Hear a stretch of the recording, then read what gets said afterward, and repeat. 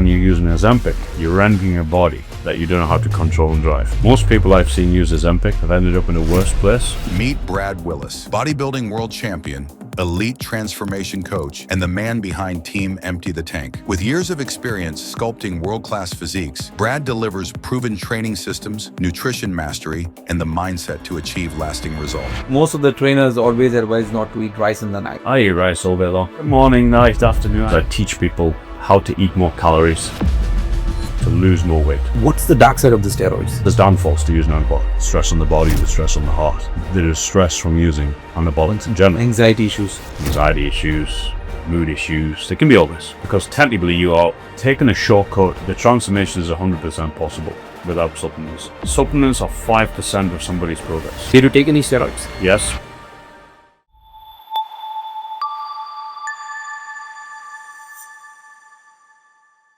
Welcome to another podcast. Today we have with us Brad Willis, a bodybuilding world champion who is not just a fitness coach. He's a transformational expert who has helped redesign the bodies of thousands of clients inside out. Whether you're transforming your body for aesthetics, athletic performance, or even training to be the next Arnold Schwarzenegger, Brad have mastered the science, the techniques, and the strategies for thousands of clients. So if you're struggling with your fitness journey, looking to improve your health goals, or simply curious to know how real transformation works, then today's episode can be a masterclass. This is going to be raw, honest, and incredibly inspiring. Let's welcome Brad Willis to the show. Hey Brad, welcome to the show. Thank you for having me on. Brad, let's start your journey. Where did it all start? My journey started... And at what age? So where did you all start? What exactly inspired you? And at what age did you start your physical training? I started at the age of 16. And it all started when I was back in my schooling days. I was always obsessed with, having a good physique, being ripped, having a six-pack, looking good physical image. I obviously had my idols at the time who I'd always look up to, had the photos of Arnold on my wall, had the bodybuilders on my wall, and that was just my dream, to have a great body one day. And every single day I would be training, no real knowledge behind my training, but I was training every single day to try and build the best body that I could. And from there, I just ultimately started out my training journey. My training journey advanced, which took me into competitive bodybuilding. In the junior ranks, really went far in the junior ranks of competitive bodybuilding, took me out of the junior ranks of competitive and went into the open men's, still competing at a young age with the older guys. And that took me in a good place as well. Then transitioned out of that and started the physique journey, started my physique program, and still on the mission. But Brad, starting at the age of 16, what's the background about your family? It's actually good because a lot of people ask me, for example, my parents. Yeah, something like, who inspired you? No, because that's the age where most of the children are, busy with the noise of the tablet, mobiles, iPhones, and they're so busy that they're unable to focus on this part, which is the most important part of longevity. Mm-hmm. I had a football background. I started out with a football background, and I played football at a good level, in terms of an academy-based level. And I had an issue with my knee, so I always had a knee issue. Okay. I think football was more of a good genetic. I was good naturally without really trying. Okay. And I was always told by the professional physio at the time, you need to start training your legs to then be able to strengthen your knee, stabilize your knee better. And there's always one, when somebody tells you something, it's you wash it off when you're very young, you never do anything about it, you keep turning up and keep complaining. And there's one time actually, that's what took me into the gym, to only rehab a knee injury that I had at the time. And then that's what got me into the training, and that's what really just allowed me to fall in love with training. And so you didn't progress through the football journey? When I played football, I think I stopped playing roughly at around probably age 15. And my football journey ended actually, we had a cup final at the time. And I actually said, there's nothing wrong at the time. I still could have progressed quite far. And I said, if we win the cup final today, I quit. And, a lot of people wouldn't think I follow through with my word, but I'm always a man. I follow through with my word. And then you went to bodybuilding. Then I went and I just focused more into my actual gym training. 16 years old guy trying to pick up weights in the gym. Yeah, I started. What was that feeling? I started off very skinny. Because you'll find these macho guys available in the gym. And what was your feeling? My feeling was always when I used to go training, I was always in my own lane. So I always used to go into training in my own lane. I'd try and eat with the knowledge that I had and the training knowledge that I had at the time. I still had nobody behind me. And I always remember, I first ever seen like the good guy in the gym, the one good guy who comes in, tight t-shirt, biceps popping, got abs, and I was like, wow, that's crazy. Like, that is, I want to look like that. That was my first start, and I never forget this. And did you hire a coach? Yeah, so what actually started, I first ever kind of hired a coach to begin with. Again, that wasn't the most success in terms of what I did. If just being fed wrong knowledge at a young age. And then I went with another coach, and that coach really allowed me to go to a good level. We won a lot of things together. And then from there, So at that age, you had already planned that you're going to compete for the world championship? No, not at all. Not at all. Not at all, no. Okay. No, I never. How did that progress? So I originally started off competing in kind of your local competitions. You always compete locally first. And then that was the first competition I competed at locally. I would have been 17 at the time. That local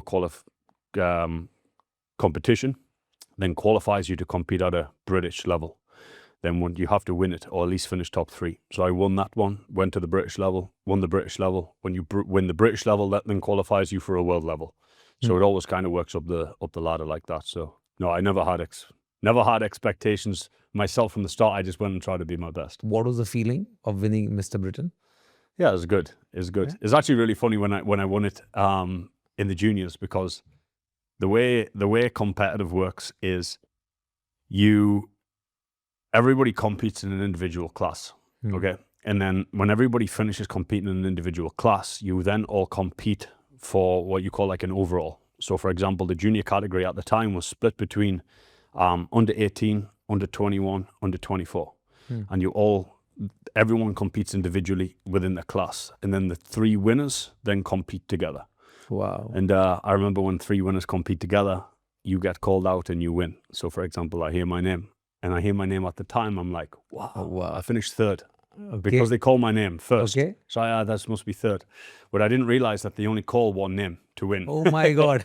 So that was it was a funny days, my early days of competing, but I was like, wow, I actually won. I didn't even realize that I won at the time. What was the celebration at home? Yeah, it was good. My family are very supportive. And that was the beginning of my bodybuilding career, the beginning of kind of my social media. But yeah, that's when your parents figured out that he is on the right path. Yeah, they always knew I'm serious about everything that I do anyway. They always support regardless.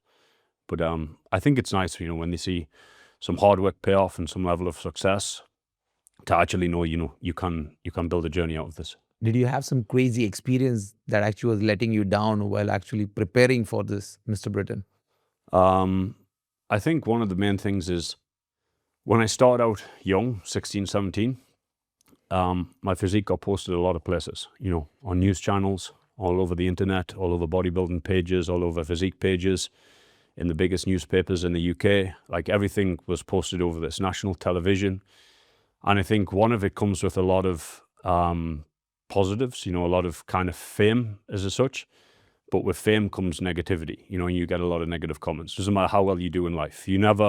If you do well, you're going to get hate. That's what I say. So you have to get used to it. And I think one thing that it built my character early days, is yes, to turn on a page and see people say, wow, you look very good. But you're also going to get, the 30% who are all against what you do, who don't, who say X, Correct. Y, and Z. Just keyboard warriors, online warriors, you get them. What was the craziest negative comment that you got? It's everything. I have death threats. I have everything from online. Oh my God. From a very young age. Yeah? I have everything in the UK. I don't just want to put it down to one place, but that's something that I had to deal with from a young age. Did you take any steroids? Yes, when I'm competing. So all my competitive years, I think a big part of it is fat burners to be your best, taking steroids to be your best. Outside of since I stopped competing, which has been 4 years now, no, I have not took anything. Yeah. And what's the dark side of the steroids normally? I mean, we understand the positive side of the steroids is, you have this bulky body, nicely defined body. Mhm. But what's the dark side? Did you have any effect on your body after that, post steroids? No, you don't get any effect. People will put it down to, it can change a person. It can change the mood of a person. Okay. But I think it's all about being in control of yourself. If it's, okay, let's speak of like an anger. Let's speak of a temper, okay? People say you lose temper, you lose an anger. I mean, if that's what it takes, I think you need more self-control. You with me? Like I will never put something down to, taking the testosterone product and thinking, oh, my mood is all changed. I think you need to just work on yourself. Yeah, it boosts the testosterone actually. It boosts it, but it also just, you have to be in self-control, and it gives you more purpose to be more mindful of being self-control, so none of this kind of happens as such. So this Brad Willis, who's actually holding this world bodybuilding champion, is now arriving in Dubai. When did you arrive in Dubai?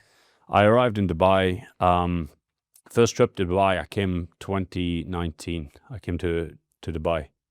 And there was a place that I came, just for a holiday at the time, just for a vacation. I think I came for 1 week. Trained at the gyms, ate some nice food, had kind of seen Dubai itself, and I just felt very, very welcome to a place. Very welcomed. Like there was a lot of kind of recognition here straight away. Just the people, the energy of the place. Like-minded people like yourself. Who just want to level up, who want to win, who want to see each other do well. And I really I've traveled different places, and I always enjoy where I travel. Okay. But there's never been a place what really kind of felt like Dubai. So you just came as a visitor. I just came as a visitor first. And when did you decide that you want to settle in this place? Was just over 3 years ago. Okay. Just over 3 years ago.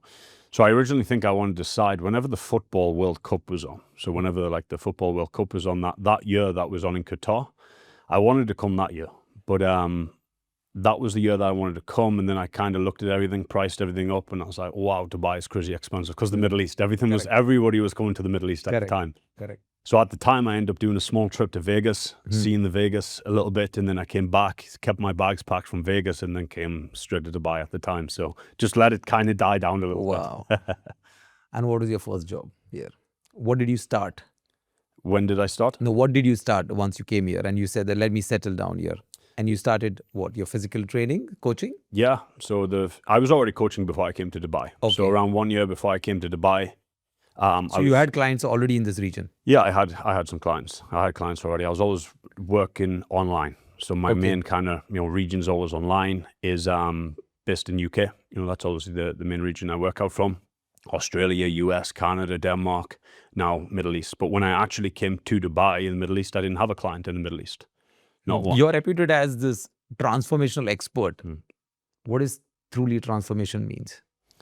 True transformation means to transform somebody physically, to then them to be able to transform themselves mentally.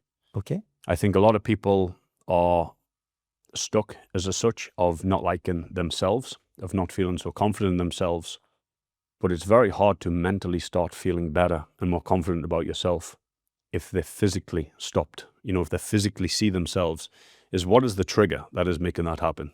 If it's seeing themselves in the mirror, if it's when they put on a shirt and they go out on a date, if it's when they take their top off, when they're on their own, in the locker room at the gym, if they're with a girl, whatever it is, something knocks them down all the time. I think without fixing that physical state, it's then very hard to improve the mental state. Yeah, I mean, of course, because what I believe is that you'll have three types of clients. One will be maybe the client that actually wants to aesthetically look good. The second one would be like, let me have an athletic performance. Maybe they are preparing for some sports. And the third type of clients could be someone who's preparing to become the next Arnold Schwarzenegger. And maybe or someone like you who would like to be a bodybuilder and would like to then, build his career from the personal coaching side. Yeah. Yeah. Is there any other clients apart from this? I think No, you gave a broad... No, you got it down now. There's always going to be the main three. Okay. And I work with, out of those three, I work with the two. Majority is guys who just want to look good, feel good, perform good, mentally, physically, and live the best character. That would be the best of a lifestyle position. That's my niche, really. And then, I work with the guys as well who really want to take themselves to new levels, take themselves above and beyond. And yes, it's very different protocols, different methods. But yeah, those are between the two guys. But I'm sure that the transformation programs will be very different for all of these. Yeah, 100%. Everybody. How are they different? So my system, I built a system that worked in terms of a lifestyle and a guy who really wants to take himself to complete new levels of a physique. Okay. I built a system that worked in terms of the nutrition and the training protocols. That system then will be customized to you, your lifestyle, your habits, your good habits, your time, your availability, everything. So the system, my Empty the Tank system, is something I built and has transformed over 1,000 people. That system then has to be customized to you. And your Let's lifestyle. break this system. What is the system? I'm not asking you your business blueprint, That's the $1 million question. I mean, let's understand for the viewers. Yeah. What's the system? So the system that I always run is, first of all, it's a very A to Z in terms of there's not just directly one thing. You know, it's a building platform. That's what I will say. So whenever somebody wants to transform, the first thing that they will do is look from going 0 to 100. A lot of people, when they start driving at 100 mile an hour, whether it's whatever it is, business, anything, car, you're going to crash at some point, right? You need to understand you can't drive from 0 to 100 and expect to have the skill set to drive at 100. Not a lot of people can do this. So what I do is we certainly go from, 100 mile an hour and we see immediate results, but I allow people and I teach people to actually build up and sustain results from the ground. And this starts with good daily habits. So getting your good daily habits in place. Great bodies, great transformations, great progress and success is all built by daily habit. Daily habit. Doing the right things day after day and being consistent on it. So that's the first thing we start. Is once we got the good daily habits in place, then we can start being consistent with my nutrition methods. Then we can be consistent with my training methods. Give me 3 examples of daily habits. Good daily habits is waking up with a good morning routine to be organized for your day. So you don't wake up and think, oh, you got work in 10 minutes.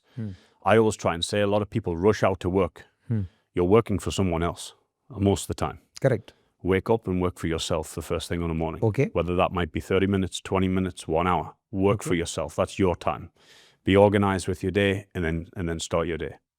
So that would be the first thing, is waking up and being on. The next thing would be consistency with your eating, like having actual consistent eating times. A lot of people just eat when they think about eating or eat when they're hungry. We have to start eating for function. We have to start eating for purpose. Okay. So the next time, good quality eating habits. And then the next thing is a good habit of actually being in the position to learn with your training. A lot of people, when they've ran a training method for so long, they think that is the only way. To learn and progress, you have to sometimes take 2 steps back to then take 10 steps forward. So once we kind of got those habits in place and we accountable to the habits, then we can start actually like applying all the systems. So technically, if someone comes to you and says that, Brad, I want to transform my body, maybe for aesthetic purpose. So you would say that, okay, let's first build a daily habit routine. The daily habit would be, one is, fine, you get up in the morning, give enough time for yourself. That's what you said. In that morning time, what should I do? You would give me, and then the second part to that, you said that I'll give you diet. So this diet comes from you, or you said eat clean. What do you mean by eating clean? So the first thing that I would look to do when it comes to morning routines is you have to start prioritizing when you're going to refuel the body in the day. And you need the food prepared to fuel the body. Now, that doesn't mean spending 2 hours preparing in the kitchen, because truthfully, I hate to cook and I hate being in the kitchen. So I want to be in and I want to be out. But being able to have your meals prepared for the day. So you go away, you go to your normal business day, and you've got your meals prepared. So that would be the first priority in the morning. Whether that's a morning time or that's a night time, you have to decide when that time is going to be best to actually prepare for your day or the next day. So ready meals prepared and kept. Yeah. And then the next thing I always think is very important is, if your goal is to lose body fat, then make your first task of the day losing body fat. I think most of the ideal customers would be losing body fat, because if they want to aesthetically look good, they want to cut down the body fat and grow the lean muscle. Yeah, exactly. Correct? Yeah. So what type of diet do you suggest? I mean, do you give diets, or is it that, do you recommend some nutrition? No, I give everything. I give you diets. I tell them how much to eat of what foods, the right food sources, and I work around their daily routine of telling them the best time that would be most efficient around their work. And does this vary by age. So I'm sure that a 30 years old guy will be very different from a 50 years guy's routine program. Yeah, in a sense with the I'm diet. sure the program will be very tailor-made. Very age-wise. tailor-made. Very tailor-made to their lifestyle and their availability more than anything. Their goals, their lifestyle, their availability. What I do is I teach people how to eat more calories to lose more weight. A lot of people, when they want to lose body fat, they immediately eat way less or cut their calories way low. Yes, it'll get you an immediate result of dropping water retention, but what it'll do is it'll stall your metabolism in the long run. And this is where I built my high-low nutrition method, which I call my high-low nutrition method in my program. And is a system that helps you teach your body of how to start eating more calories to actually lose more weight. And anybody who knows, how calories work, people would say, well, how do you do that? Well, you do it through the metabolism. So your metabolism is like, if you imagine your metabolism being like a fire. So your metabolism is your fire. Now, a lot of people who want to lose weight don't have a big fire. They, feeding it like peanuts all day. You with me? You're trying to grow a fire by Correct. feeding it, little bits of food. Correct.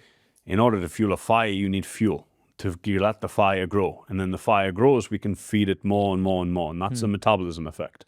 So once we start building the fire, this is where your body's going to be really responsive, better than ever. Because the more we can eat in a diet phase, the stronger we're going to be, the more we're going to recover, the more energy we're going to have, the more satisfied we're going to be with food, which is going to allow us to be more consistent.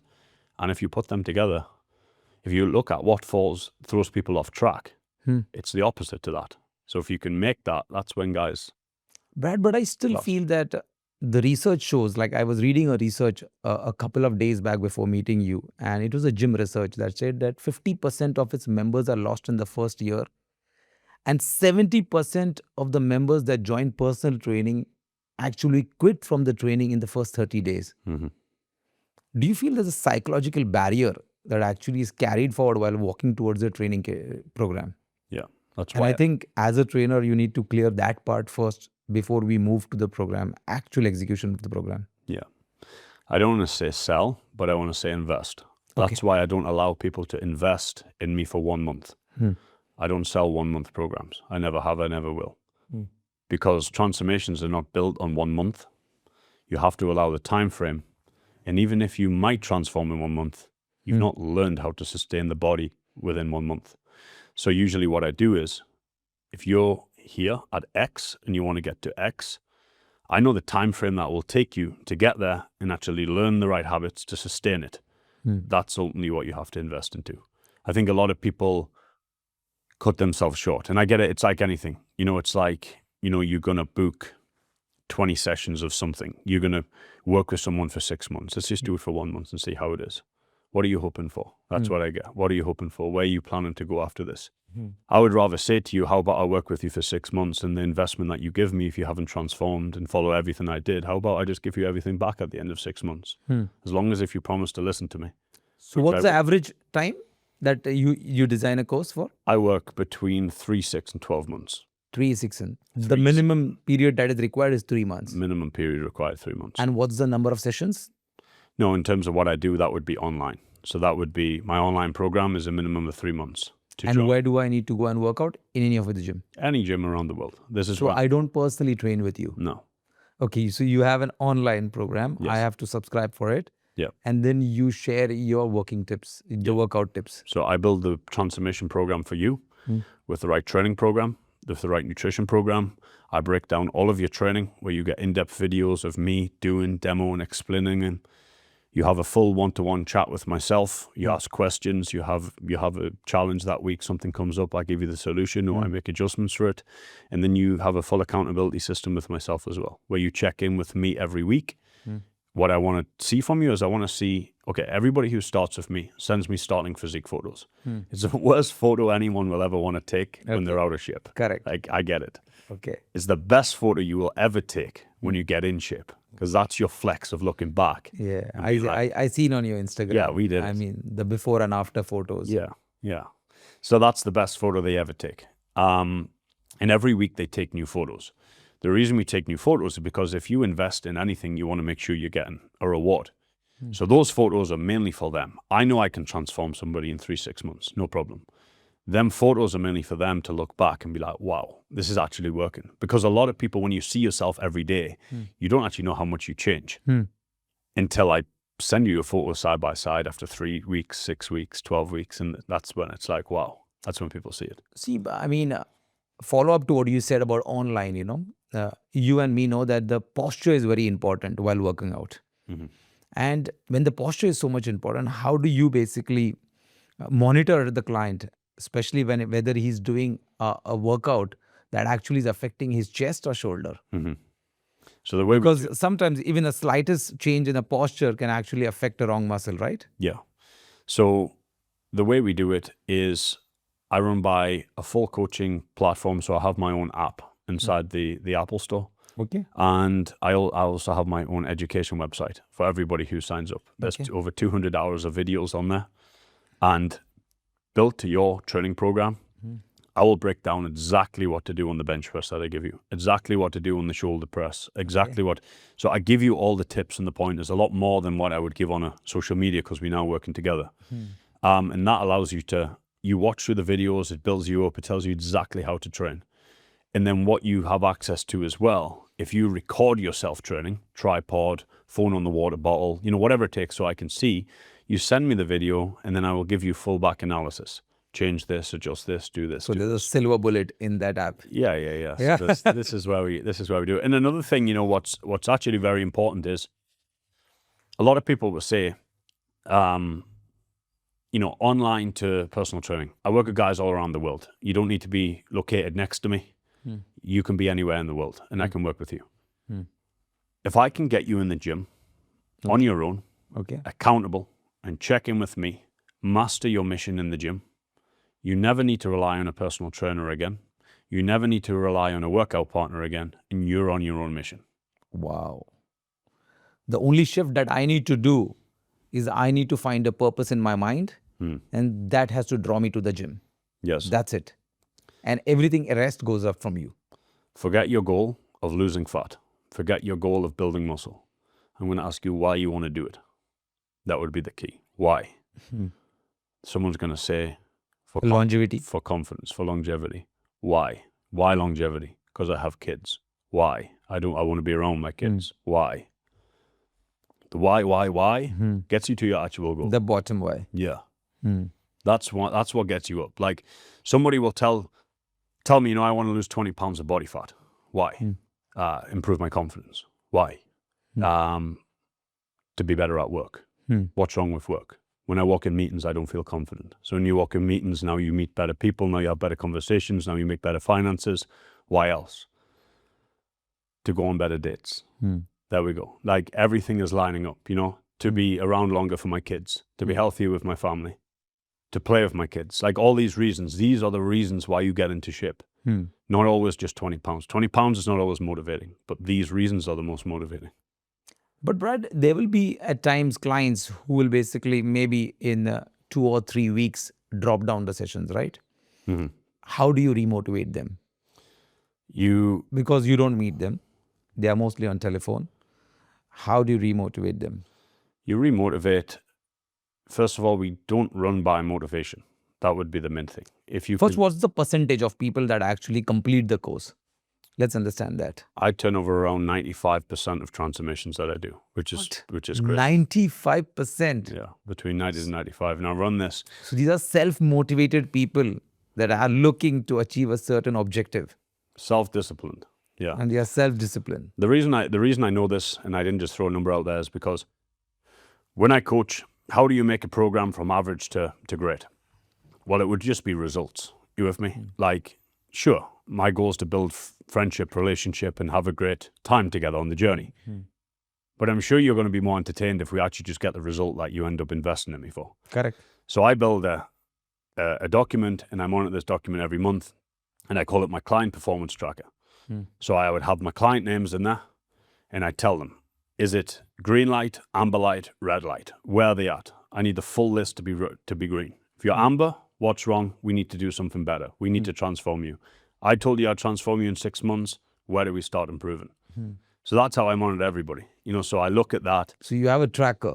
Yeah, I always track everything that I do. It's my own performance, As long as if I'm doing my part, I know it will work. It's where I can help them, why they're not. I think that's where most of the personal coaches are failing, where they don't do their part. They actually give you a routine and they say workout. Yeah. And then we are working out with them, and now we are keeping a track and now they are keeping a track. Yeah. And that thing, so what we do is what we follow is only a schedule, saying that, okay, we are working 3 days a week or 4 days a week. We don't have a tracker that measures that what was the earlier week's performance.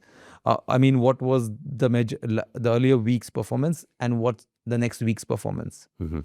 I think that tracker is missing, which I think you have cracked the code. The tracker is so important for you and for the client. I mean, the biggest way is, yes, let's say 1 month might be a drop-off rate. No one will drop off if they see results. People just need to see results. Now, not often they need to see it with their own eyes. So I need to send you a BMI? BMI works in a way, but I mean... What do I as a client need to send you? Suppose I have taken this course from you, okay, and maybe I've taken a 6 months training program from you, and I say that, Brad, I want to look aesthetically great. I want to reduce all my fat, excess fat, and I want to build a lean muscle. Yeah. The first thing that I will do is I'll send you over a Q&A to begin with. Small Q&A, you will fill it out for me inside my website. It's the only time that I ask for you because it's the most valuable that you'll give me because now I'm working from this Q&A. Correct. It's going to ask any health issues, any food allergies, anything that I need to be aware of, and it's going to break down. I'm going to ask you to please break down your day for me, what it looks like, what your day generally looks like from start to finish. Then from there, you're going to send me starting physique photos as you are right now. Nothing needs to be impressive. Front, side, and back photos, just stand there. People send them. People's like, I hate the way I look. I'm like, I know, that's why we're here. I didn't expect you to be very happy. Love handles hanging. Yeah, everything. So, and then they send them across. Once I get them, I review them, and then I start putting the plans in place. And then that's what we do.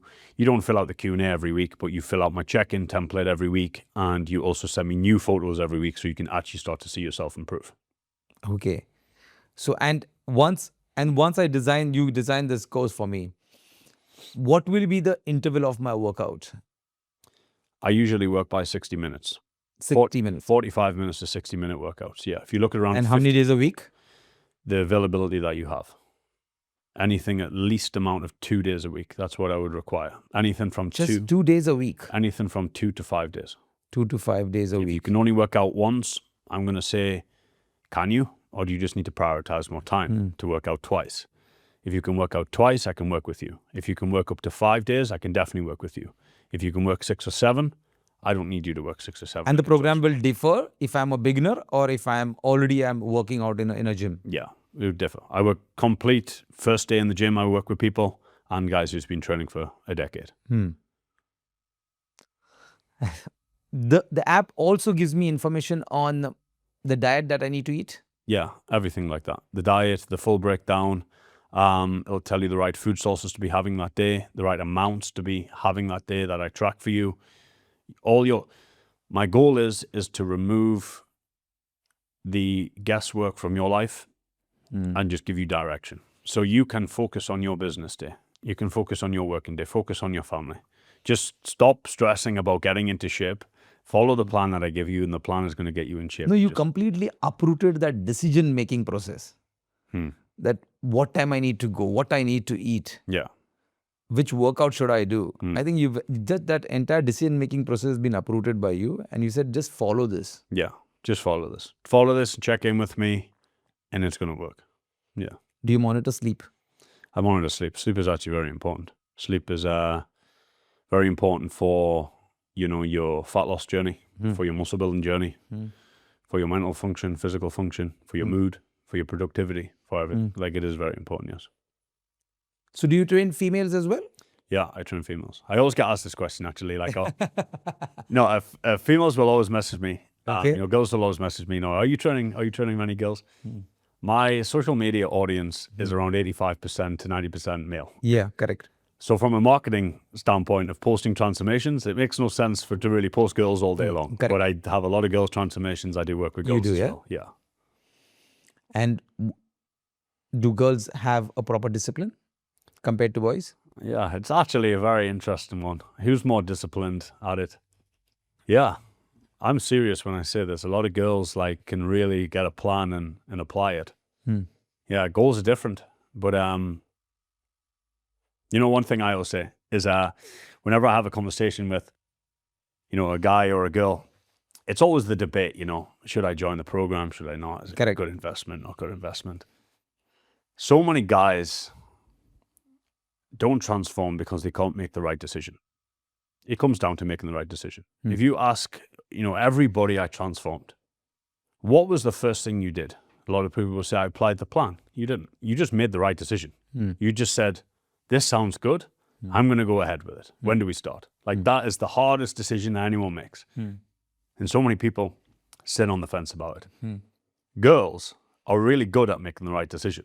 Yeah? But yeah, girls decide. When girls want something, girls will go get something. If a girl wants to buy a dress, the girl isn't going to ask the guy. The girl is going to buy the dress and show the guy what she bought. Look what I bought. How much was it? Wow. Now he might have a problem, but she's already bought it. Yeah. Right? Guys are like, oh no, I better speak to the wife. She's not going to be happy. I was like, she would speak to you after it, not before it. Correct. Honestly, I find this is a pattern. What's the fees? What are your fees actually? Do you have a standard package fee or do you actually vary from the periods of the training? The best way I look at it is I never speak about fees because people must see value first. Yeah. Look at an investment point of view. I mean, of course. They must see as it an as investment, if I say that, okay, I would like to transform my body in the next 6 months, what will be that investment cost? Yeah. So the main thing is you must see the investment side of it and not just a cost side of it. I agree. Because the main thing is I always relate it to a shop again. If you go in a shop and you see a top and the first thing you do is you like that top, and you look at the price tag of that top and no, put it back. 2 seconds ago, you just said you liked that top. Yeah. It's just the price tag that put you off it. If you've seen a top, if a girl's seen a dress, whatever it would be, and the guy said, that top will change my life. That dress will change my life. That top will get me every single date I ever go on, whatever it takes, you know, whatever it is. The price tag then doesn't matter. He needs it. He needs to do it. And that's the type of people that I want to work with. You know, I'm sure if I just posted add to cart, I might get more guys in my program. My goal is to work with people who see the biggest purpose. That's how I can keep such a good transformation rate. When it comes to transforming, you know, for what you gain out of it to what you invest in it is not an income. But how much is that? Well, if you looked at anywhere, you'd look to invest between £6 and £15 per day, then you're looking at a transformation program. And I don't mean you would be paying per day. The reason I break it down. So if you multiply it right now for a 6 months period, so if you do 6 into 180, technically £1,000. Yeah, you look at roughly around this. It's fairly decent. Yeah. I mean, I don't think it's an investment. It's very reasonably positioned. The reason I break in it down. In terms of the value that you have given it. To transform your in physique 6 months, just invest £1,000 and I could get Brad Willis' framework of building this body. Yeah? The blueprint. Yeah. Wow. And the main reason I actually break it down to some people in a daily price is because if you're willing to drive past Starbucks every morning and not take the drive in, you can transform your physique. So a lot of people, the main thing is if you think you have it, then let's go. If you don't have it, you can find it. There's a great saying that I always use. If a Ferrari was £1 tomorrow and they did a sale for £1 and you didn't have it, you'd find the £1 to buy the Ferrari. 100%. So it is not always about the price. It is about the value of actually having the car. Yeah. I mean, it's always everywhere. Price is what you pay and value is what you get. Yeah. So, I mean, for me, when I look at the price that you're charging and the value that you're giving, there's a massive gap, I think, in terms of the value creation that you're giving. One is not everyone, I mean, would get such blueprint information or such information that you have actually cracked the code, especially in bodybuilding and built world and become a world champion. when it comes to building body, when it comes to building, the diet, when it comes to tracking sleep patterns, and then transforming your body within that period, I think that's a great achievement. Yeah. And I think that's a great value for someone who's investing just about maybe £1,000. Yeah. Yeah. Yeah. I think superb. Yeah. Yeah. That was it. It's, the main thing is seeing it as an investment, as, it is an investment. And locking in, that would be the main thing. Seeing it as an investment and being able to actually lock in for it, that would be the main thing. If you sell something, on a cheap scale for monthly, you treat it as a cheap product on a monthly. That would be the big thing. So what is your achievement? Give me some achievements of your clients, what they have achieved, because I've seen some photos of some of your clients who've actually, I think, won champions, I think a lot of medals. I don't know what type of champions. Yeah. From the competitive scene, we've had many wins. We're placing in the top spots all the time in the competitive side. Mainly from the lifestyle side, from all different perspectives. From guys losing, I've lost 100 pounds with people in body weight, which is truly life-changing and actually life-saving, not just life-changing. Taking guys from being super skinny to actually building their dream physique, putting a top on, putting a shirt on, walking on the beach on holiday, getting that confidence. And then, guys overweight, who's some guys severely overweight, some guys just out of shape and only could be better. Getting them back on track and pulling people back in and actually building the best character for yourself. Like, that's what I try and preach. It's a lot of people just, I think whether you had it or you could have it, I think some people just let themselves go a little bit and they just need that realignment to pull back in. This is the plan, let's follow it. Do you have clients sometimes just come up and they say, let me just fix one part of my body, like spot fixing or something like this, like belly fat or something? Yeah. Look, Is it possible? You can't directly lose belly fat, no. You can't. It's genetically, your body will lose body fat in certain places quicker than others. For example, when you start a diet, you might not notice the improvements from the front because it might be coming from the back. That's why we take physique photos. So you see the front, side and back, you can see where the body's starting to change the quickest first. So if you see your body starting to change from the back first, you just have to allow that body fat to come down and down and down. Then it will hit a bit of a stalling point. Then you'll notice the sides, the love handles, everything else start to move. And the body's very clever. If you start losing it from the back first, it won't just keep going all the way and get super shredded and end up with a belly.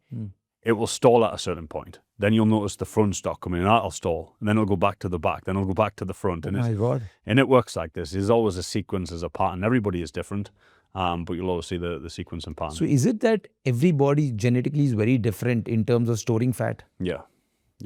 Usually males, I see a constant pattern with everybody. Usually males always going to store it around the belly, around the chest area, around the love handles.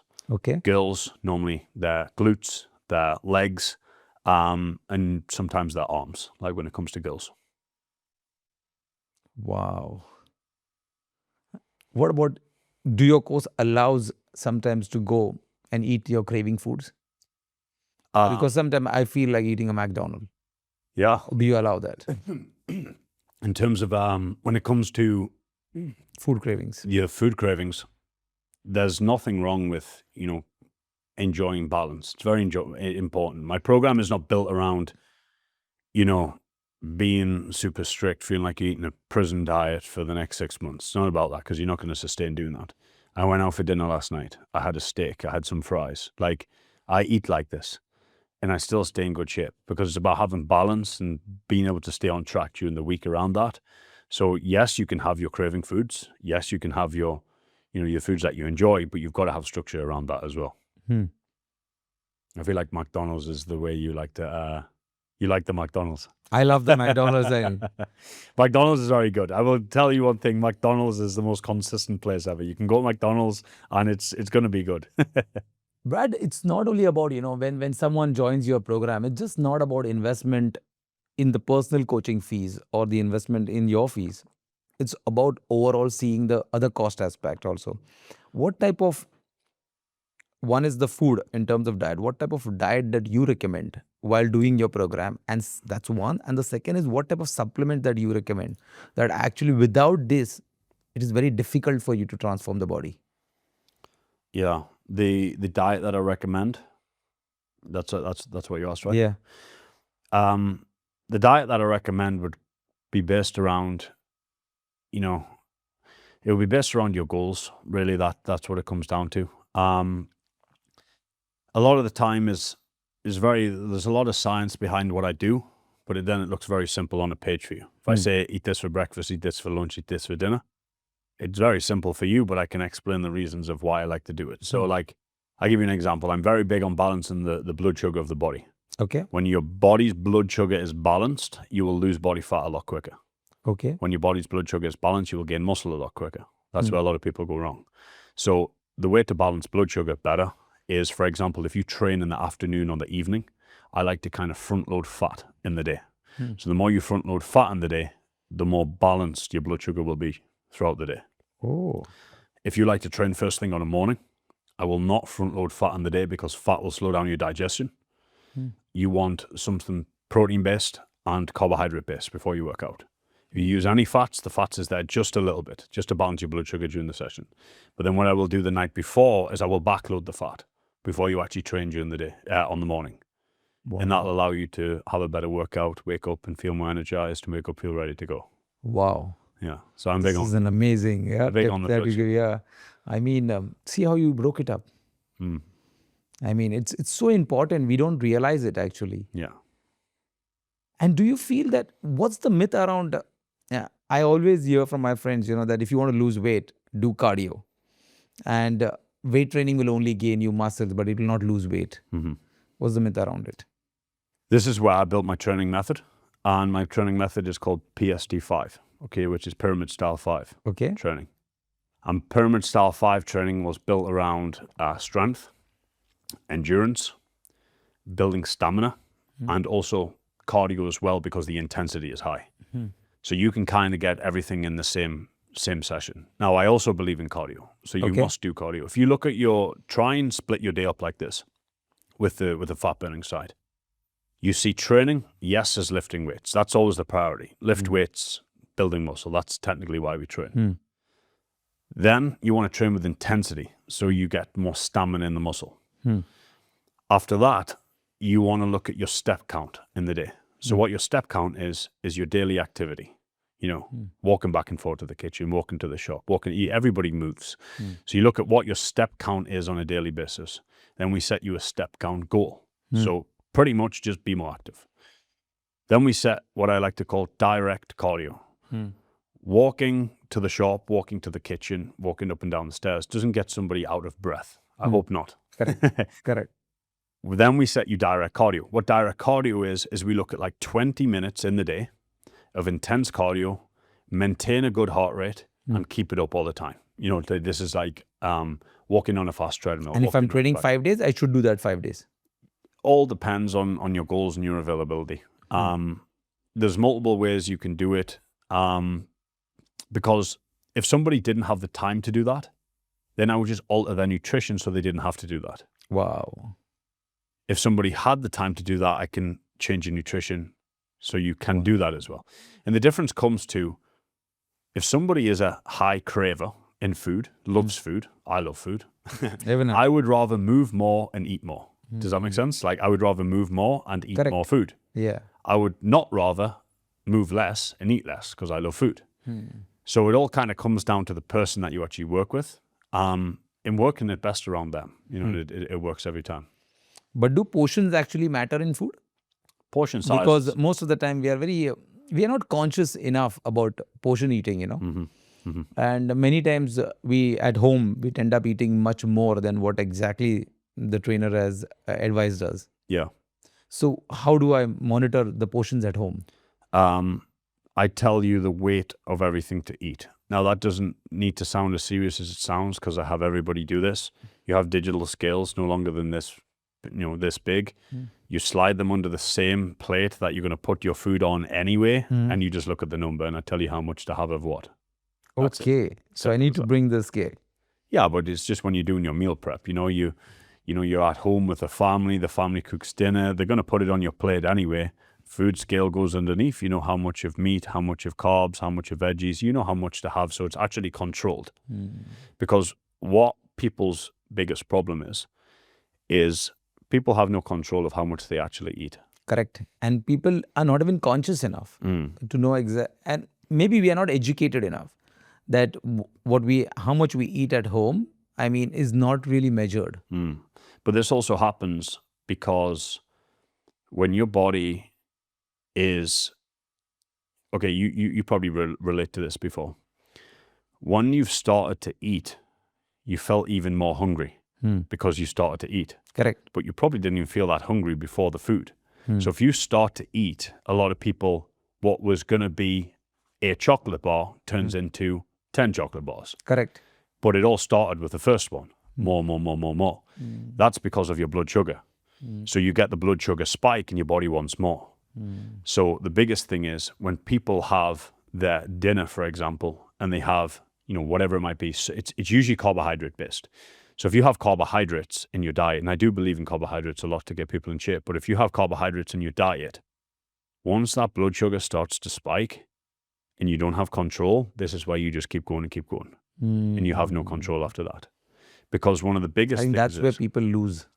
This is where, like, for example, keto diets come in, carnivore diets come in.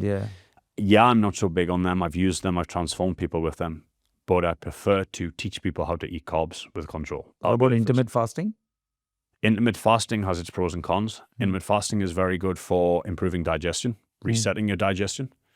Intermittent fasting is a fancy word to tell somebody that they can only eat at a certain time of day. Yeah. I mean, in fact, sometimes you can't even eat. Yeah. So Even like if you want to eat. Here's one thing. If I told you to eat a diet and you'd be like, wow, that's a low amount of food. Well, I'd be like, okay, how about we can do intermittent fasting? Intermittent fasting sounds a fancy word to tell Peter that he can only eat from 3 p.m. until 7 p.m. So now you know this fancy word, it keeps people on track. The goal is stay on track. Correct. So you can make up any fancy word you want, but intermittent fasting is good because it works. If you tell somebody eat from 3 p.m. and only till 7 p.m., you'll find you can only fit so much food in your mouth from that time, even though they wanted to go crazy. You can only eat so much. And the calories are lower throughout the day because you've only told them a time period to eat in. Correct. So that's one way of controlling it. The next way is being able to control the digestion through intermittent fasting. But what intermittent fasting will not do is improve your metabolism so much because you're allowing your body to go so long without food. When the body goes long periods without food, the body will hold on to the energy that it's got. Correct. So what you eat this morning, if you're not going to eat again till this evening, your body's scared to use the energy, scared to let it go because it doesn't have anything else consistently coming in. This is where people They hold it, yeah? People store body fat. A lot of people I work with who come to me first, they're only eating 2 meals a day, but they eat a breakfast and they eat a dinner. And they're like, I don't even eat too bad because your body is not working efficiently in order to burn energy. And they train regularly, yeah? And they train regularly, yeah. Yeah. And still they don't lose. So the body is holding the fat. Yeah, as long as if your diet is relatively clean, I can't see you gaining so much. But I can understand completely why you're not seeing it lose. You need to get that fire built. I picked up one thing from you today is that they say that the abs are made in the kitchen is something, I mean, I will have to first order the scale and now start measuring what I eat. Yeah. Abs really are made in the kitchen. Yeah, I think. believe. I mean, when I start training, do you recommend supplements? What are the top supplements that I need to use? I mean, without that, the training or the transformation is not at all possible. The transformation is 100% possible without supplements. Without supplements, just purely on home food. 100%. Supplements are 5% of somebody's progress. What? 5%. That's what I put it down to. Oh my So God. if the first thing somebody speaks about, I'm going to get into the gym. What does he want to buy? He wants to buy the creatine. He wants to buy the protein. He wants to buy the essential aminos. He wants to buy the branched chain aminos. He wants to buy everything. At least the protein. Yeah, but it's not essential. It's a supplement. Everything is a supplement. What is protein good for? Protein is good for, after a workout, you need some protein to recover. Correct. Now, if you don't have time to sit and eat a meal, for example, 1 chicken breast after you train, for example, if you don't have time or you don't feel like eating chicken after you train, because I don't, then a protein shake is perfect. We'll substitute it. Perfect substitute. But it's not essential. Somebody could sit there and eat if they wanted to, or if they're hungry after the train, then forget the protein shake and let's eat. So it's always a supplement of what you can do. They supplement in and they work like that. The diet and the training is the most powerful supplement, the most powerful drug anyone can take, is the diet and the training and intensity, yeah.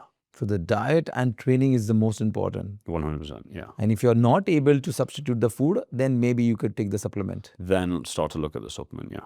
What about pre-workouts? Pre-workouts, Because I've seen, most of the people, they say that, without pre-workout, it's difficult to work out. You get tired. I don't think that, you are able to hold on much weights. What's the myth around pre-workout? And is it safe if you're working out like 5 days a week? okay. Because there's so much of caffeine in it. Okay, if you ask the same person who's tired to go to the gym, ask him why he turned up to work today. Why did you turn up to work? Why? Do I need to feed a family? Because I need to stay alive? Correct. Well, you're going to go to the gym because of the reasons that you told me you want to transform. Now you're no longer tired. Pre-workout works as a sense of, pre-workout can make a very tired day into the best workout ever. It can. It can have that effect on you. But you never want to become dependent on pre-workout. That's what you don't want. You don't want to have, oh, it's gym, where's my pre-workout? Oh, I forgot my pre-workout. I can't even train. I'm tired now. You never want to depend on pre-workout. It needs to be a supplement, an additive.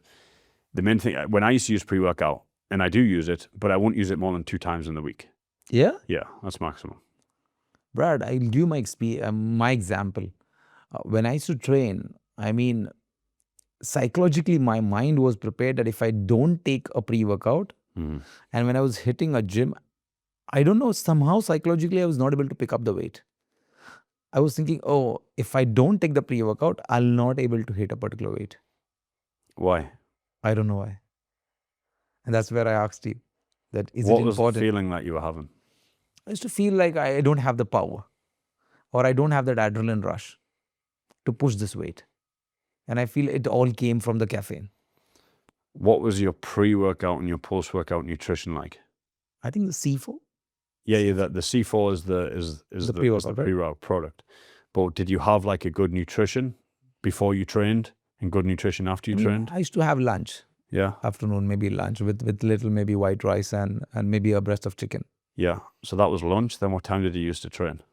Train around 6 o'clock. So evening 6 or 7 p.m. Yeah. So if you ate lunch at 2:30. 2:30 and you trained 4 hours later, that's a long, long time to be waiting. You should be trying to eat within like 90 minutes before you train.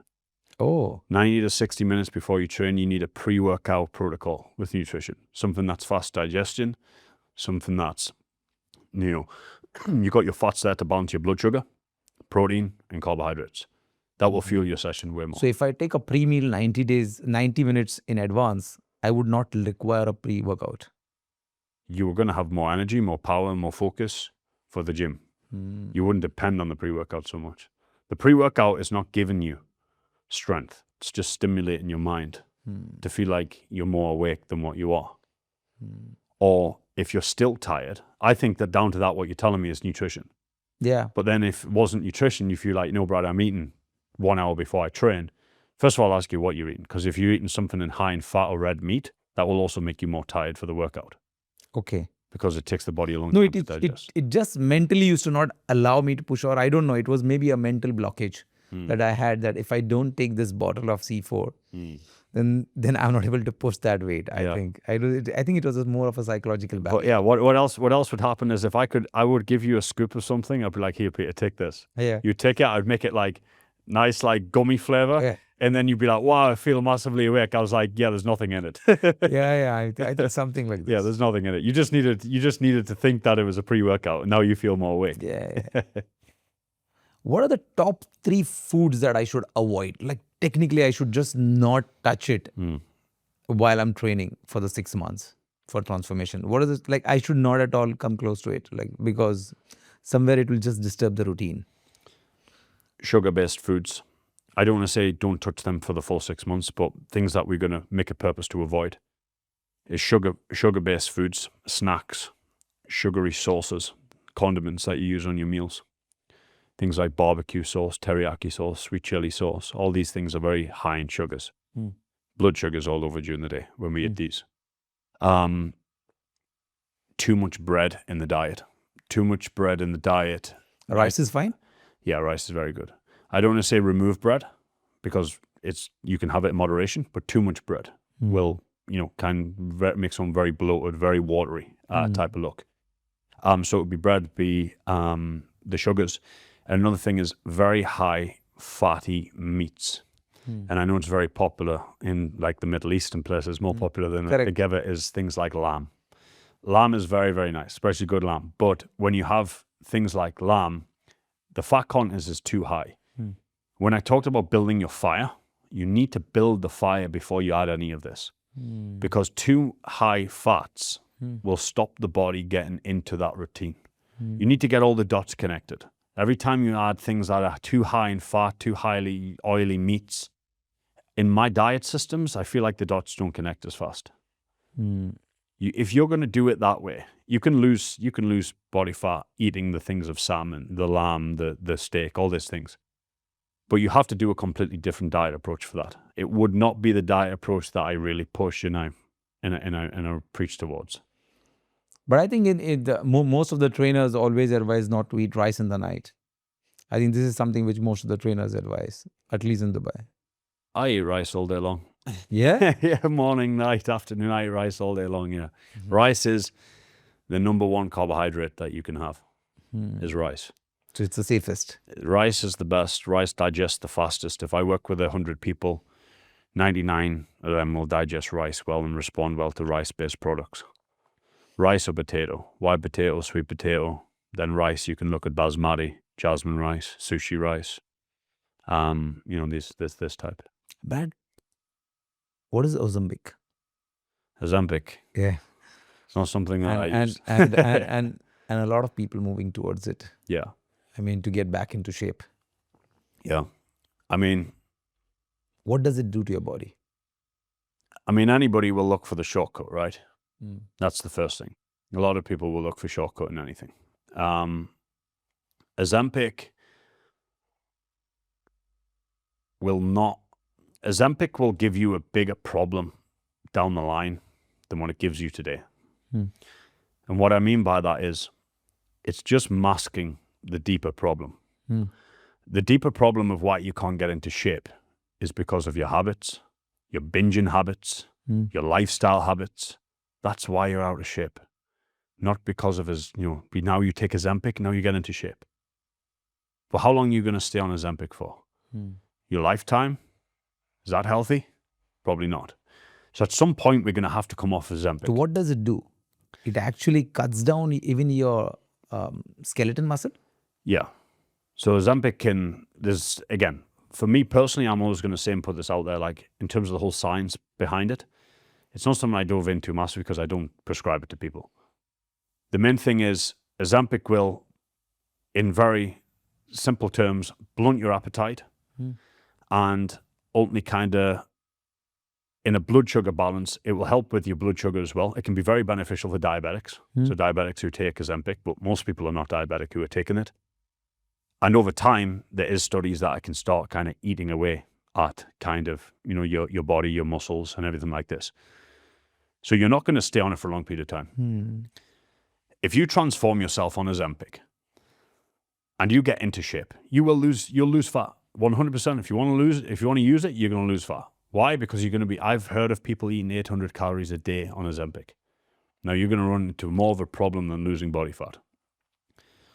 You'll lose the fat. But then what happens when you come off Ozempic is you've not learned any of the habits to actually get there. You've not learned the lifestyle, you've not learned the good habits. So then you start rebounding up the other way.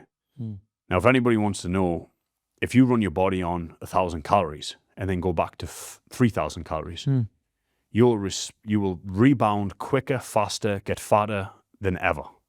Way more than before. Way more if you just stayed at 3,000 calories. Yeah? Yeah, because it's like a catapult. You pull yourself down and then boom, you're up again. So if I come to you and I say that, Brad, I'm about 130, 140 kgs. Let me start with Ozempic first. I start with Ozempic, I lose about maybe 50 kgs. And then I say, Brad, I want to now join the transformation program. Mm-hmm. Would you take me? I would And take what you, would be my course? of course. But my biggest goal would be is to work on the habits, the bad habits that got you to that 150 kg. Because those have got a plaster plus, like a band-aid, over it. We haven't fixed it. We have a crack in the table and we've just put some stickers on it. And now it looks okay. Until we actually realize there's a big crack in this table and the table's going But to fall can we really apart. fix that body later on? Yeah, you can fix it. Okay. Sure. If you want to use Ozempic, get into really good shape and then work on the problems, Correct. that's one way you can do it. Okay. I mean, that's the faster way. I'm saying try to get into shape. Like for someone who's 140, 150 kgs, I mean, first of all, mentally, it's not easy for him to actually go and into a transformation program that is also digital. So first, he needs to cut down his weight to see some motivation. Yeah. And then he joins a program like transformation program like yours in order to rebuild his his body mass, muscles. But it's even less good for him when he sees himself often go back. Most people I've seen use Ozempic have ended up in a worse place than what they ever started Ozempic on. And all those people actually got into shape. What I mean by that is all those people made it from point 1 to point 7 and ended up back at point -5 because they couldn't sustain it. And there's a really good saying that I use is, use a Ferrari again. In terms of, you don't own a Ferrari when you rent it. You learn how to earn it, you learn how to drive it, and then you know how to keep it. And that's your body. I feel like when you're using Ozempic, you're renting a body that you don't know how to control and drive. Right? Yeah, 100%. You're renting a body. Stop paying the doctor for the Ozempic. You don't know how to control the body. Yeah. Because you're still, as soon as you stop Ozempic, you're thinking about the bad food again. And the only biggest concern is that you start losing the skeleton muscle. I think that's the massive loss. I mean, apart from the fat loss, which you're planning to, because in most of the transformation program, what we really target is how to reduce the fat over your body and not the muscle. I think, but in Ozempic, it happens the opposite, right? Yeah. I mean, anything where you cut corners and you speed up is going to come with a side effect. I know you asked me about anabolics at the start, using steroids, right? Correct. Of course, there's downfalls to using anabolics. Yeah. There is, of course. The stress on the body, the stress on the heart. There is stress from using anabolics in general. Anxiety issues. Anxiety issues, mood issues. There can be all this. Because technically you are taking a shortcut, speeding up performance in a sense. But I was doing it from a competitive standpoint. I was doing it to compete. I was doing it to be the best. And if we all, sit in a room today and, we got a card game and someone's going to play with an extra card and you can get away with it. Well, I'm competitive. I'm going to go play with an extra card because I want to win. I'm here to win. So you with me? If it's allowed and we can get an extra card on this table, I'm going to play with my extra card because I'm here to win. So that's the way I seen competitive. And it's the same with, professional fighters. If you look at a footballer, if you look at anything, people might disagree, some people will agree. If they can get away with something, using something to be better and be the best, I guarantee they're going to use it because they're competitive and they want to win. Now, I'm not saying they wouldn't, if it's anabolic related or anything. If they're going to get away with using something, they're going to use it and they're going to use it to the best of their ability because they want to win. Correct. That's the way I see the anabolic side in competitive bodybuilding. Yeah, 100%. I agree with you, whatever you're saying. Brad, I want to ask you one more thing. That suppose if a celebrity comes to you and says that, fine, Brad, I have a shooting to be done in a couple of months. I want a complete transformation of my body. Maybe a 25, 30 kgs down. Yeah. And I want you to personally train. Are you available? Yeah. Okay. And Where do you train? I train guys one-to-one. So I do train guys one-to-one. Okay. And it's not something I widely offer unless it's brought to me. And I do train a lot of celebrities one-to-one. I try not to preach who I work with one-to-one, but I work with a lot of guys, you know, a lot of very big business guys, you know, millionaires, leading into billionaires one-to-one. And they pay me to train them. And the main thing is terms of a location, we always discuss kind of how we're going to make it happen. Correct. The difference is to that, a lot of people just want that one-to-one personal touch. They want that one-to-one personal touch. They want someone to turn up and make sure everything is going good. So yes, I do a one-to-one. So like in terms of I will train you one-to-one. I will fly across the world to train you one-to-one, right? There's a cost. There's a cost to it. Correct. I will fly across the world to train you one-to-one if there's a cost to it. Correct. And a lot of people see the value in that. Correct. That's why I do it today, you know, and that's how I do it. So, you know, that's the main thing. I don't want to say you need it, you don't need it. It all depends what you are, who you are, what you do. You with me? It's, you know, it's all about that. You know, I've worked with guys before in the past where I will literally travel with them just to train them. Wow. Yeah. So it's like I'm traveling with them just to train them. Is it needed? They benefit. More like a physio, yeah? They benefit from it. You know, they benefit from it. They benefit having the training there. They benefit everything. So, you know, this is obviously a big thing. But, you know, mainly for myself, I'm always based within Dubai or UK. You know, so I'm always based between those two locations. Wow. What is, you have a company called, Empty the Tank. Empty the Tank, yeah. You're the CEO of this company. Yeah. What is this company into? As physique development program. So Okay. full physique development program. It's a Dubai-based entity? Say again? It's a Dubai-based entity? Yeah, in Dubai. Okay. So what it is all based around is my transformation program. That's Okay. mainly what it's ultimately based around. Okay. You look at physique transformations online. This is what I do with my full online program, but this is a program that is operated worldwide, not just mainly in Dubai. Like I am based in Dubai, but the full kind of program operates around kind How of. did the name come? Empty the tank. What do you mean by empty the tank? Are you talking about the belly? What do you mean by tank? Empty the tank was a really good kind of. We used to always say empty the tank when we have 2 glasses of beer.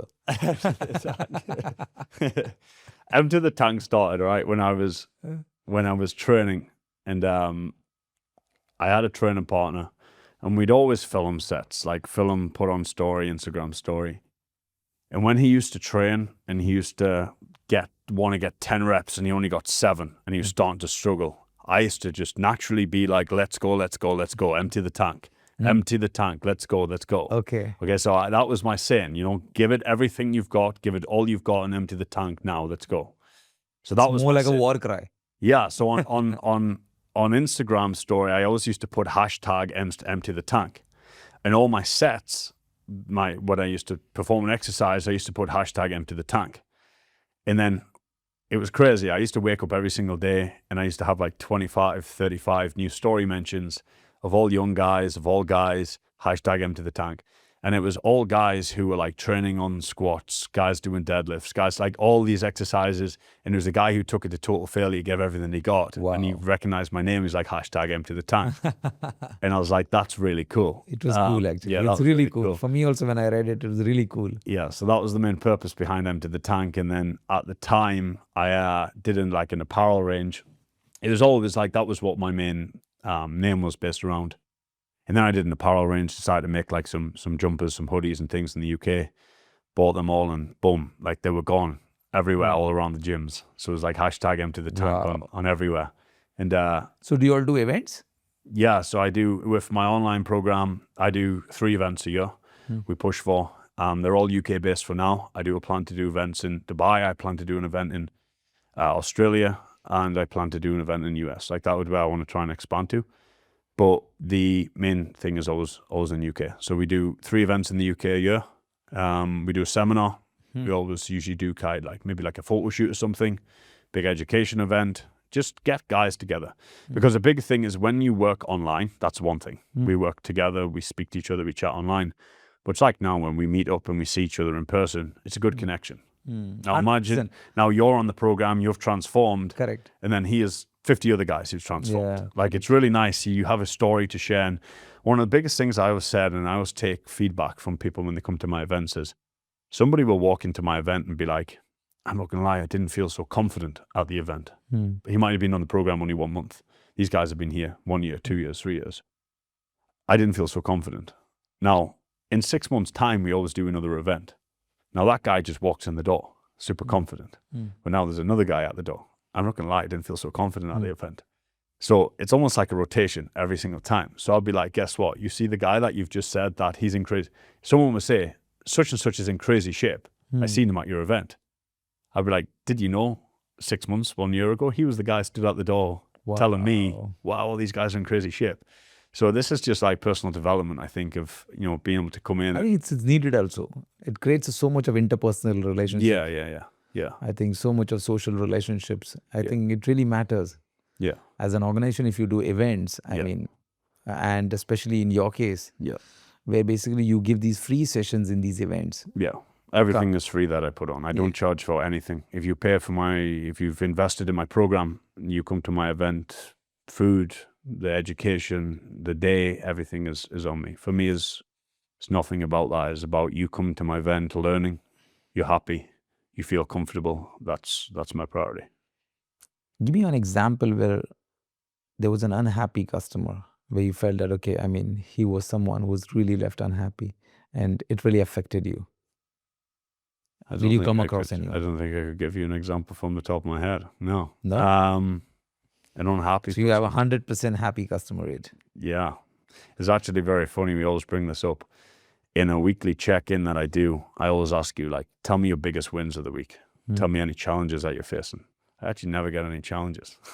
Yeah? Challenges is going to be like something on the outside, maybe something with the kids or with a wife or something. But nothing like literally pinpointed of like, this is what's wrong. No, I don't get challenges. You think people are undermining the requirement for sleep? Because Instagram, social media are keeping them awake till late nights. Yeah, I mean, here's one thing that I always preach about sleep. And a lot of the guys in my program always bring this up. They'd be like, you know, Brad will tell you exactly how to sleep. He preaches he's not the best at it himself, but I'll tell you how to sleep good. Like, I'll tell you exactly how to sleep good. By what time you sleep? I'm not the master at sleeping myself. My sleep now is a lot better than what it used to. But I always used to be under the impression of, you know, as long as if I sleep 7 hours in this 24-hour window, I'm good. Until I realized that my productivity was not so good. I'm about productive work. I'm about waking up and getting to work with a good mindset. And I felt like when I was just sleeping at all times of the night, you know, I feel like I would just wake up and kind of, you know, stroll through the day. When I have a good productive sleep and I have a good routine, like I'm a man of routine. I need routine. Yeah? Yeah. Like that's the only thing when What time you train? I usually train 11 a.m. My morning's like military all the time. I wake up. You wake up late? No, I wake up 6 a.m. 6 a.m. Okay. So I wake up 6 a.m. You know, the first thing that I normally do is I know exactly how my morning's going to look because I pre-plan it the night before. So I know how my morning's going to look. The first thing that I do is always move my body. Movement when I get up. Walk on a treadmill, walk outside. I just walk. The first thing that you can do, the best thing is when you wake up is expose yourself to white light. When you expose yourself to white light, your cortisol level will increase and your melatonin level will decrease. Wow.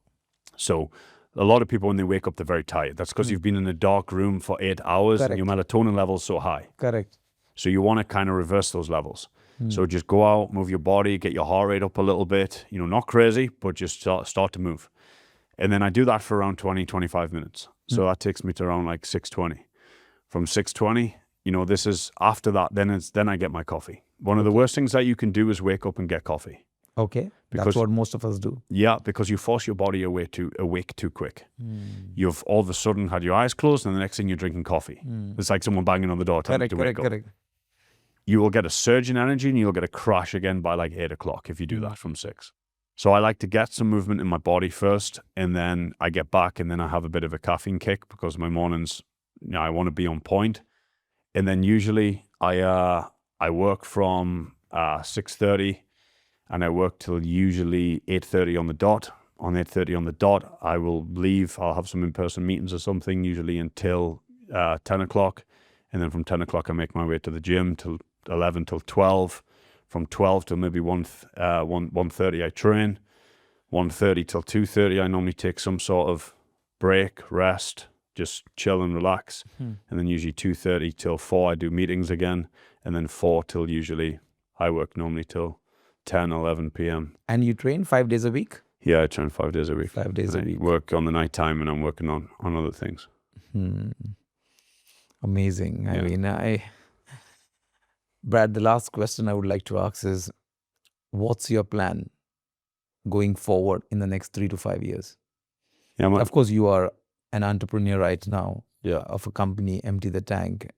And with so much of technology that's coming in, you have already, I think, a step ahead by building a platform which gives people the access to come and take your courses on a technology platform. What do you see in the next 3 to 5 years? How does this industry evolve? I think the coaching industry is going to continuously evolve in the next 3 to 5 years, definitely. I think technology is only going to get bigger, more powerful, more advanced, more accessible. And the main thing is that will never go away is personal touch. That's the main thing. I think with any coach out there is personal touch. You know, you can get AI these days. You can you Google something, you AI something, it gives you answers. But it doesn't give you a personal touch. It doesn't always design it exactly to you. It doesn't always keep you on track. It doesn't create community. It's just an answer for you on a page. So that will never go away. And my goal in the next 3 to 5 years is continue to expand my client base, but also my team. Are you competing or you've given up competition? No, I'm not. I don't. My goals right now is not to compete. My goals right now is just to keep developing Empty the Tank. That would be my goals. So prepare people who are competing. Competing in lifestyle clients, yeah, get in the best shape of their lives. Transform more guys. That's going to be my goal. But in order to do that, you know, service is a big thing. Quality is a big thing. So, you know, in the coming years is I'm always going to be actively coaching, but then start to develop and build out my team. Build out a team of coaches who work with me. So you can come in my Empty the Tank program. You know, it's not the Brad Willis program, it's the Empty the Tank program, where I can train my coaches to be part of my program, use my systems, and, you know, be able to give So you help coaches also to come and engage themselves with you and become coaches of your program. Yeah, coaches work in my program right now. Okay. So coaches work in my program, they're part of my program, and they can also train you as well. So they can actually bring their clients and come to you. Yeah.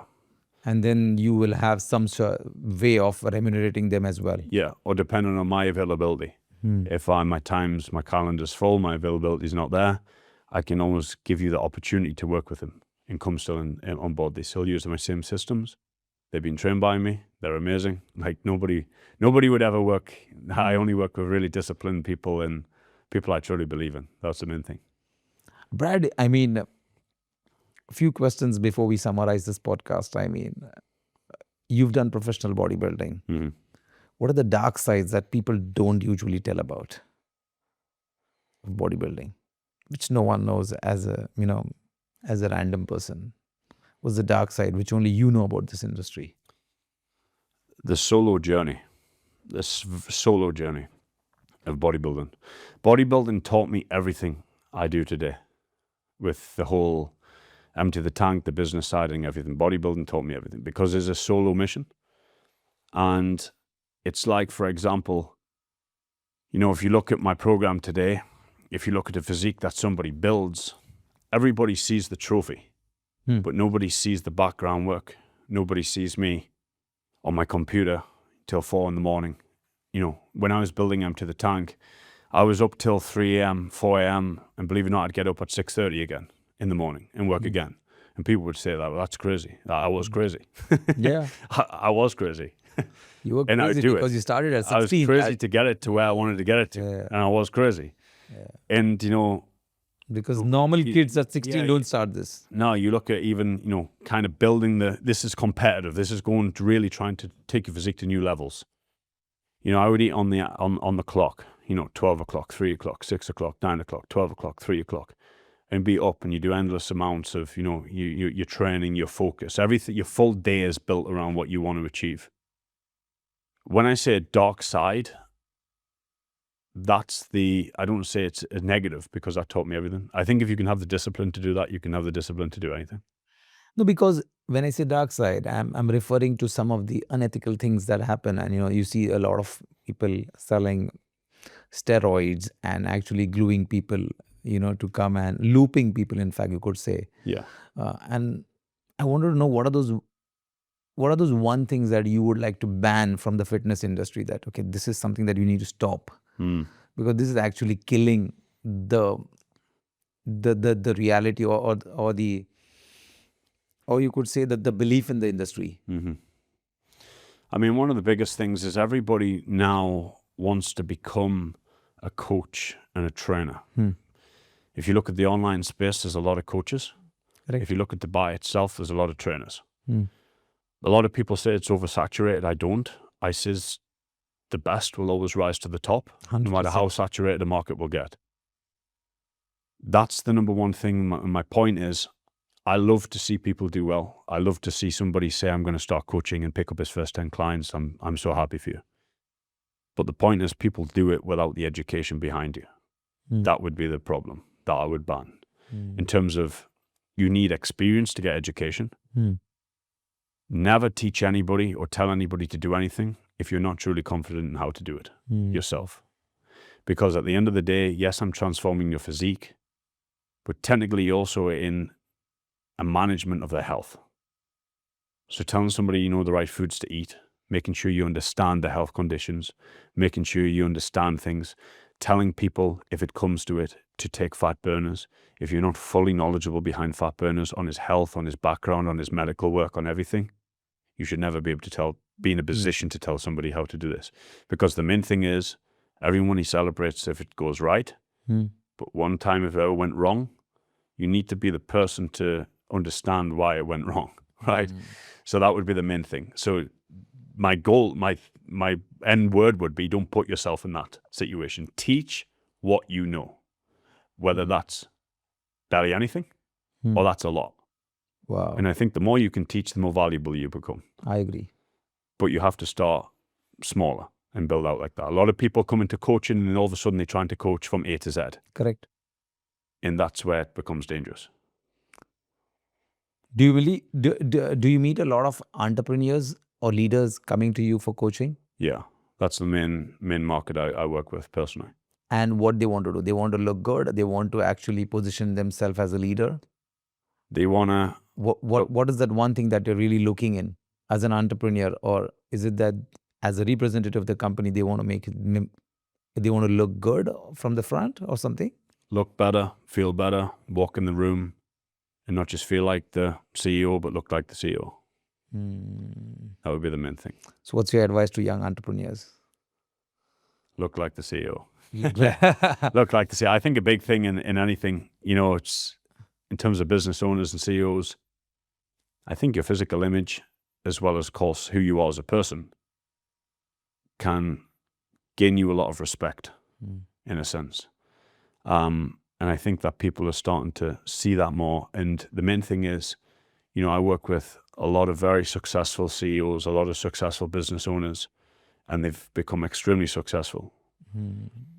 But the number one thing is you can't buy is your health.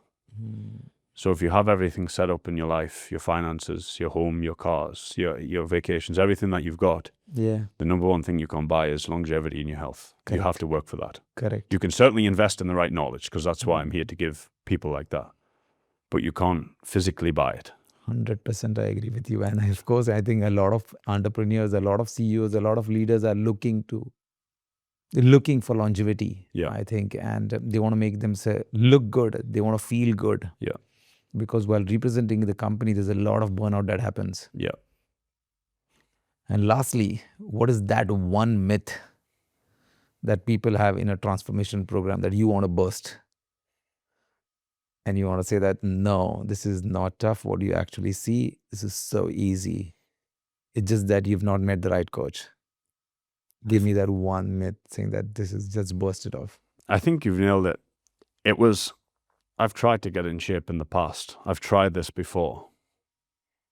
It won't work for me. These are the myths. Why didn't it work before? Was it you or was it the coach? I've tried 4 coaches. I've tried 6 coaches. Was it the 6 coaches or was it you? Were they working with your habits? Were they working with your lifestyle? Yes. Or were you just not applying it? I can tell anybody now, anybody who would come in my Empty the Tank program, it's not something I try and preach or push it on them. But if you come 6 or 12 months and invest in me, I always ask you to lock in. Correct. And if you lock in to everything that I tell you and apply all the systems and the strategies and don't transform, I'll give you everything back that you ever give me. Wow. Because I'm confident that you will get there. Wow. And I'm confident too. Yeah. Because after listening to you, I'm very confident. Yeah. And thank you, Brad, once again for accepting our invite. And it was such an insight that you gave about the fitness world. And especially when someone is looking to transform the body. Thank you once again. Thank you very much. You, Brad. Appreciate you having me on. Pleasure. Pleasure.